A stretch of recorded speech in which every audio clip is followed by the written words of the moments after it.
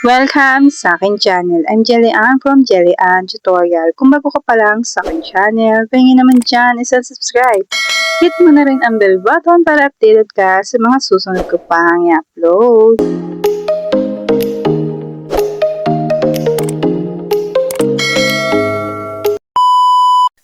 Mag-open ng YouTube channel, pindutin itong lapis sa tabihan. Itap lang natin yan at ito yung makikita. So yung cover may camera dyan, itap nyo yan. Tapos lalabas ito. Itap nyo itong nasa hulihan. Then piliin nyo yung picture. Yan. So dito, kailangan dito sa may all device na nakalagay, doon lang natin ilalagay yung ating cover photo kasi ito lang yung makikita sa ating YouTube. So para hindi siya mukhang putol o mukhang malaki, dito nyo dapat isakto yung cover photo nyo dito sa all device. Yan dito. Dapat isakto nyo lang dyan and then isave nyo. And then, i-back lang natin. Wait lang natin mag-save. Ayan. Kung nakita nyo, nagpalit na ako ng cover. Kasi na-save ko na siya. Ayan na siya. Diba? Ganyan yung makikita. Kapag doon mo inilagay yung picture sa all device. Yung nakita nyo kaninang ginawa ko. So, paano nga ba yun gawin? Gumamit lang ako ng PixArt dito.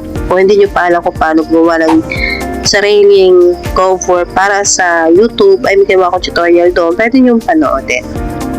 At para naman sa size, ay ganito yung ginawa ko. Punta tayo dito sa PixArt. Ayan. Hanapin natin yung PixArt. And then, ito nga, nakasave na nga dito eh. Ayan, napakaliit, diba? So, tansyahan lang. Hindi ko rin alam ang size nito. Ayan. Kasi dito, magsasample tayo. Itap natin yung picture na ginawa natin para sa ating cover. And then, add. Ganyan siyang kalaki. So, kita nyo yung mga bilog dyan sa tabihan ng ayan o. I-adjust nyo yung gayaan. Hilahin nyo yan. Tapos yan. Paliliitin nyo. Ayan. Tapos, pindutin nyo yung check sa taas para mag-save. Pagka nagawa nyo nang maging maliit yan. And then, yung arrow sa taas, pindutin nyo para ganyan ang lumabas. And then, X nyo lang yan. Tapos, pag ganito na yung lumabas, nasa gallery nyo na yan.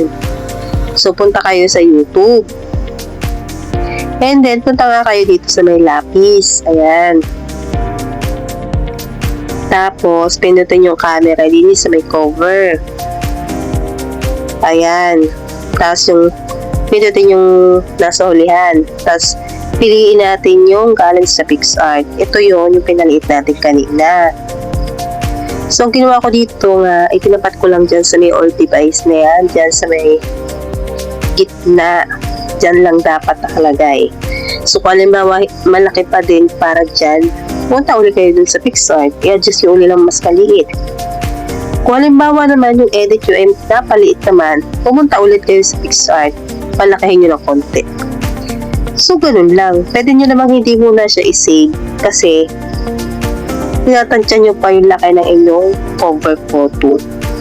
So, huwag kayong basta maglagay ng cover photo kasi kapag kamali yung size na nilagay nyo, pangit tingnan sa YouTube.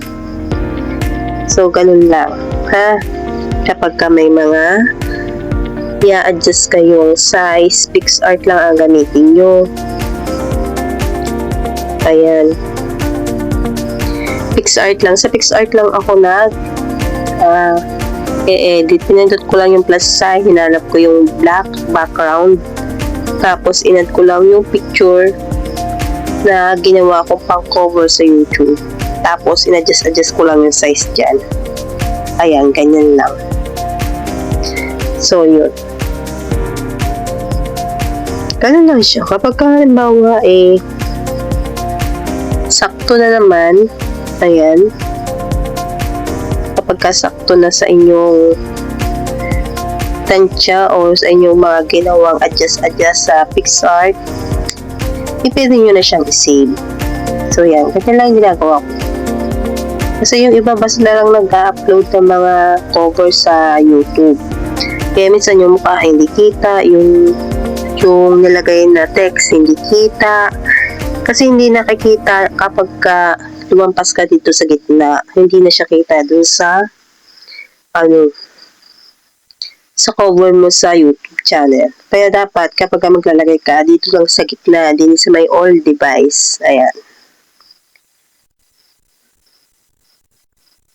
Yan, ganyan lang. So, sa mga hindi nga pala alam ko paano gumawa ng sariling pang-cover, photo, para sa YouTube or Facebook, ay may ginawa akong tutorial about dyan. Pwede kayong bumibisita sa aking YouTube channel at baka ang video ko ay makatulong sa inyo. So, yun lang. Sana nasundan yung aking tutorial for today's video at sana naintindihan nyo aking paliwanag. Salamat!